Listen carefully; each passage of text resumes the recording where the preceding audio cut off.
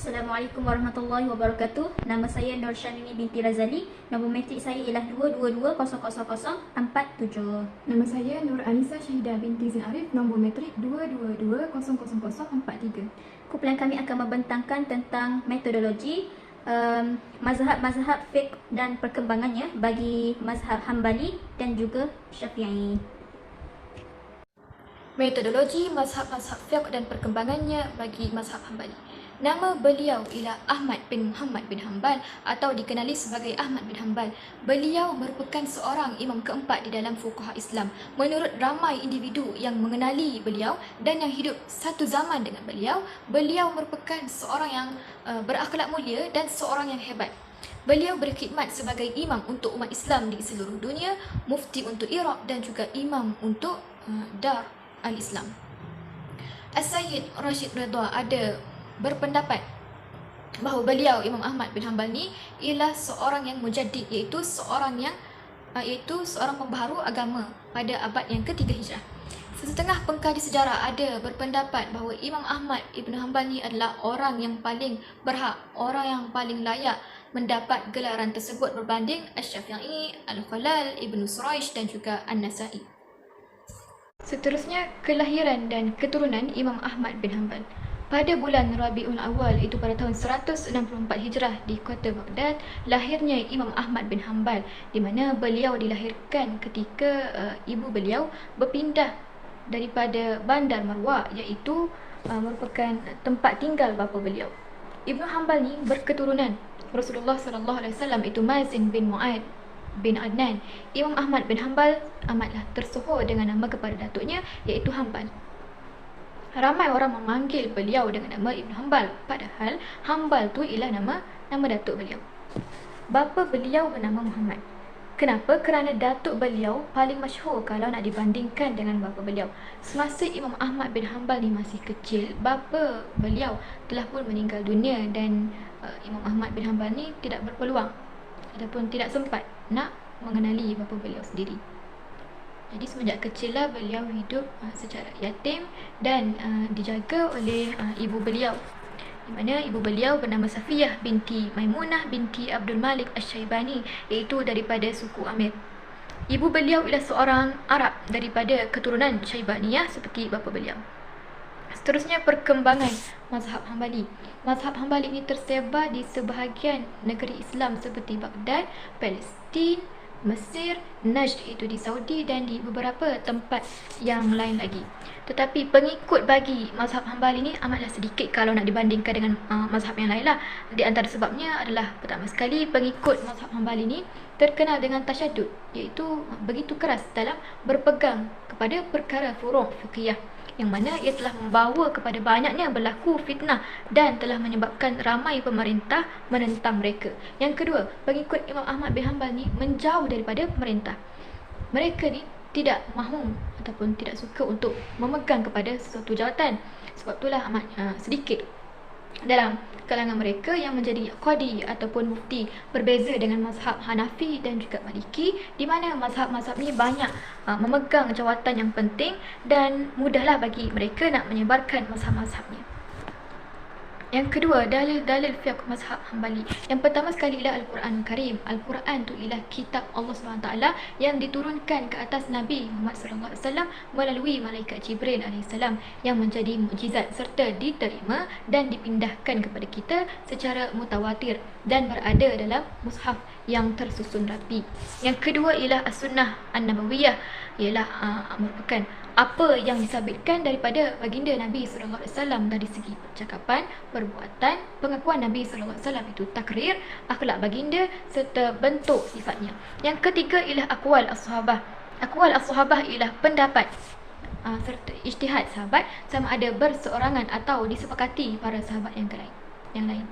Yang keempat ialah al-ijma'. Al-ijma' ni ialah apa yang diijma'kan oleh sahabat Nabi SAW, iaitu pada sesuatu perkara yang berlaku khilaf.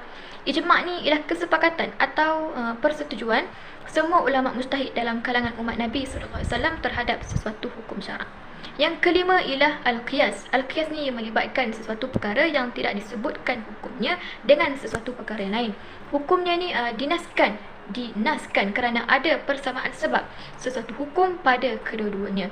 Yang keenam ialah al-istishab. Dari segi bahasa bermaksud bersahabat. Dinamakan macam tu kerana setiap perkara yang mempunyai dalil dijadikan hukum yang sabit, iaitu telah lalu, dan dibawa pada masa sekarang. Yang ketujuh ialah al-masalih al-mursalah atau dipanggil sebagai istislah, ialah maslahat yang pada awalnya bermaksud nak menarik kebaikan atau nak menolak kemudaratan. Dan akhir sekali yang ke-8 ialah saddus zara'i', iaitu menghalang atau menyekat sesuatu kerana dibimbangi ataupun dikhawatiri berlakunya mudarat. Akhir sekali ialah metod istinbat Imam Ahmad Ibn Hanbal. Taha Jabir Fayyad Al-Uwani ada memberitahu bahawa cara ijtihad Imam Ahmad Ibn Hanbal ni sangat hampir dengan cara ijtihad bagi Imam Syafi'i. Ibnu Qayyim Al-Jauziyah menerangkan pendapat-pendapat Imam Ahmad Ibn Hanbal ini didirikan atas 5 dasar. Yang pertama sekali ialah nas dari Al-Quran dan Sunnah, iaitu hadis sahih lah. Al-Quran ni merupakan kata-kata daripada Allah Subhanahu Wa Taala yang diturunkan oleh malaikat Jibril ke dalam hati baginda Nabi sallallahu alaihi wasallam, iaitu dengan lafaz bahasa Arab, supaya menjadi hujah kepada baginda bahawasanya baginda merupakan utusan Allah Subhanahu Wa Taala. Sumber yang pertama dalam mencari sumber fiqh adalah Al-Quran. Sunnah tu pula adalah penjelas bagi Al-Quran dan tafsiran bagi hukum-hukum.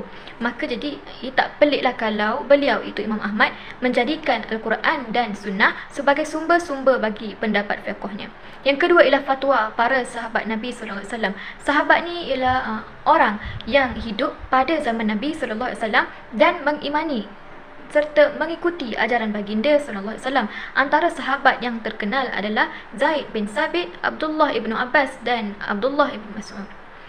Yang ketiga adalah fatwa para sahabat yang masih dalam perselisihan. Sekiranya berlakunya pertentangan pendapat dalam kalangan para sahabat, ia haruslah mestilah memilih pendapat yang berdalilkan Al-Quran dan hadis. Sekiranya ataupun kalau pendapat sahabat itu tidak dapat untuk kita panggil dibincangkan bersama-sama, para sahabat tu masih lagi boleh menyatakan pendapat mereka masing-masing, tetapi pendapat mereka itu tidak boleh diambil sebagai sumber hukum. Banyak daripada golongan ulama telah pun mengakui fatwa para sahabat sebagai dasar dalam penetapan sesuatu hukum. Ada juga ulama yang mengatakan bahawa dibolehkan bagi mengambil fatwa-fatwa yang bersumberkan daripada golongan salaf dan fatwa-fatwa daripada para sahabat, sebab fatwa mereka adalah fatwa yang lebih utama. Fatwa sahabat ni juga adalah yang paling dekat dengan kebenaran, sebab masa hidup mereka adalah lebih dekat dengan Nabi sallallahu alaihi wasallam. Yang keempat ialah hadis mursal dan hadis dhaif. Hadis mursal ialah hadis yang digugurkan perawi dan sanadnya selepas daripada tabi'in. Hadis dhaif tu pula ialah hadis yang ditolak, yang tidak boleh dijadikan sebagai penetapan sesuatu hukum. Apabila tidak mendapatkan sesuatu hukum di dalam Al-Quran, Sunnah dan fatwa sahabat sama ada yang telah disepakati atau diperselisihkan, barulah Imam Ahmad Ibn Hanbal ni menetapkannya dengan hadis mursal dan juga dhaif. Dan yang kelima, akhir sekali, ialah kias. Imam Ahmad akan menggunakan kias ini secara terpaksa kalau dia tidak mendapatkan sesuatu hukum sama ada daripada dalil Al-Quran, hadis, fatwa para sahabat yang telah disepakati maupun yang diperselisihkan, hadis mursal dan hadis dhaif. Sekiranya dibandingkan dengan mazhab-mazhab lain seperti mazhab Hanafi, Maliki dan Syafi'i, mazhab Hambali ni tidaklah semasyhur mazhab-mazhab ni. Tetapi mazhab Hambali ni juga merupakan antara mazhab yang terbesar dan masih lagi diikuti oleh umat Islam pada hari ini.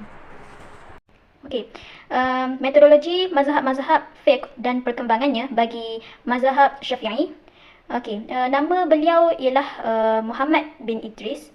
Beliau merupakan imam ketiga mengikut susunan tarikh kelahiran dan beliau adalah penyokong bagi perkara berkaitan ilmu hadis dan pembaharu agama, iaitu mujaddid pada abad kedua Hijrah. Beliau hidup ketika zaman pemerintahan Abbasiyah, di mana ketika ini ia adalah suatu permulaan bagi perkembangan ilmu pengetahuan dan munculnya penterjemahan kitab-kitab perkembangan ilmu falsafah yang mulai berkembang dan berbagai kefahaman yang telah timbul dalam masyarakat Islam. Okay. Terdapat pelbagai peristiwa yang berlaku dalam masyarakat dan mempunyai pelbagai aliran pemikiran yang tinggi dan meluas. Antara berlakunya adalah membuat kejahatan dalam kalangan umat Islam, iaitu dari golongan al-mutakallimin, dan membuat huru-hara serta dapat diketahui oleh orang ramai berkaitan dengan perbezaan antara puak ahlu al-hadis dan ahlu an-nakli dengan puak ahlu al-ra'yi. Okay. Rehlah ilmu bagi Imam Syafi'i. Okay.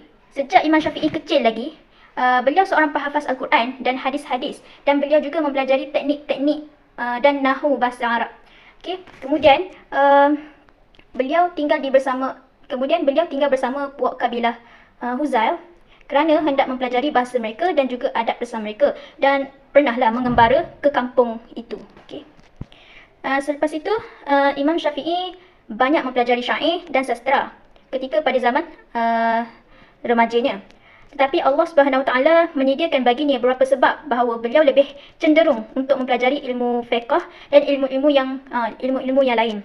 Okay, seterusnya beliau mengikuti gurunya, iaitu yang bernama Muslim bin Khalid Al-Zanji, iaitu mufti Mekah, untuk belajar dalam bidang ilmu fiqh daripadanya, dan beliau menjumpai Muslim bin Khalid Al-Zanji ini ketika dalam perjalanan untuk mempelajari ilmu nahu, bahasa Arab dan sastra. Okay. Imam Syafi'i ini adalah pengikut fiqh Imam Malik dan belum mencetuskan pemikiran fiqh baharu, serta sentiasa membela fiqh Imam Malik ini. Beliau sering melakukan perbincangan dengan para pengikut fiqh Ahlu Ar-Ra'yi, dan beliau selalu membela fiqh Madinah. Dengan itu, akhirnya beliau diperkenalkan dan bergelar sebagai Nasyir As-Sunnah, iaitu dipanggil pembela As-Sunnah. Okay. Beliau sangat bersemangat dalam membela kalangan ulama hadis dan memberi hujahan yang hebat. Okey, setelah Imam Syafi'i menetap di kota Baghdad dalam jangka waktu yang lama, beliau mula untuk mempelajari fiqh ulama dari Iraq, yang mana salah seorang tokoh yang hebat yang bernama Muhammad bin Al-Hasan Asy-Syaibani radhiyallahu anhu.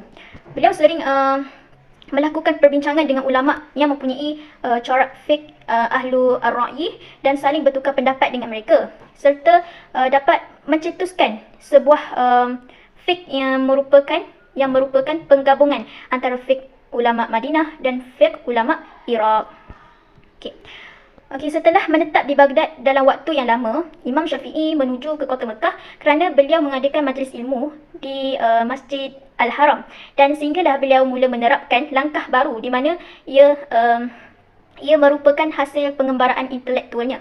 Akhirnya, beliau berjayalah menghasilkan ramai murid yang telah mempelajari ilmu darinya, sehinggalah menyebarkan ilmu itu dengan lebih meluas.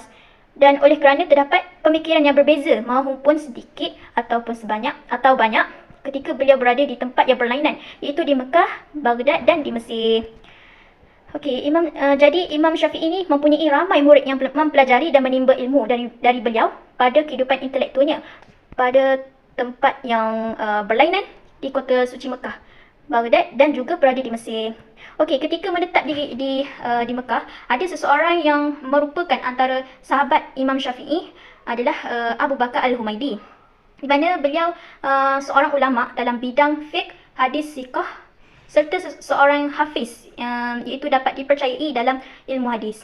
Okey, di Baghdad pula nama muridnya adalah Imam Ahmad bin Hanbal, di mana beliau adalah di antara ulama yang menuntut ilmu dari Imam Syafi'i, walaupun tidak kenal sebagai pengikut mazhabnya. Dan dalam buku Al-I'tiqad itu dari Ibnu Abdul Bar dalam mengeluarkan pendapat. Okey, di Mesir pula, anak muridnya yang bernama Harmalah bin Yahya. Okey, beliau merupakan seorang ulama yang mempunyai karisma yang baik. Kemudian berkaitan dengan sosoknya, Ibnu Abdul Bar menyatakan bahawa Harmalah ini meriwayatkan kitab-kitab Imam Syafi'i dan tidak diriwayatkan oleh Ar-Rabi'. Okey, antara kitab-kitab tersebut adalah Asy-Syuruz sebanyak 3 jilid, As-Sunan sebanyak 10 jilid dan sebagainya lah. Jadi beliau wafat pada tahun 266 Hijrah di Mesir, dan salah seorang sahabat Imam Syafi'i. Okay.